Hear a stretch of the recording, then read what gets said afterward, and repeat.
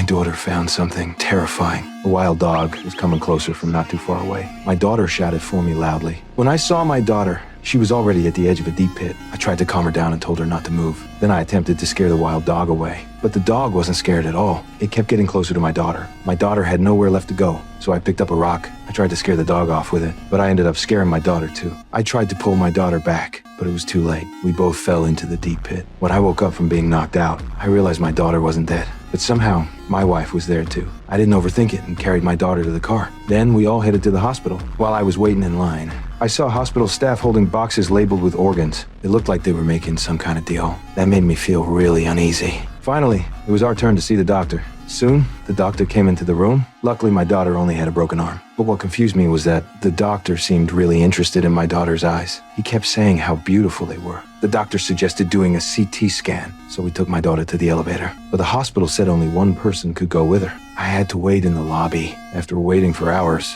my wife and daughter still hadn't come back. So I asked a nurse to check on them. But the nurse said my daughter wasn't in the system. She was the one who registered us. So how could there be no record? I immediately felt something was wrong. Just then, the doctor walked by. I quickly asked him to check the records. But even after flipping through the logbook, he couldn't find any trace of my daughter. I think something was seriously off with this hospital. I wanted to check the CT room myself. Suddenly, someone injected me with something. They took me into a room. As my consciousness started to fade, I spotted some adrenaline. I injected it into myself. Then I bolted out of there. A police car happened to be passing by, so I begged the officer to help me find my daughter. I went back to the hospital with the officer, but the doctor still denied my daughter had ever been there. So I suggested checking the CT room. With the officer's help, we got to the CT room quickly, but the machine showed it hadn't been used since yesterday. I was sure the hospital had tampered with the records. Then I thought about the hospital security cameras. But weirdly, after checking all the footage, it only showed me coming to the hospital alone. My wife and daughter never appeared in any of the videos.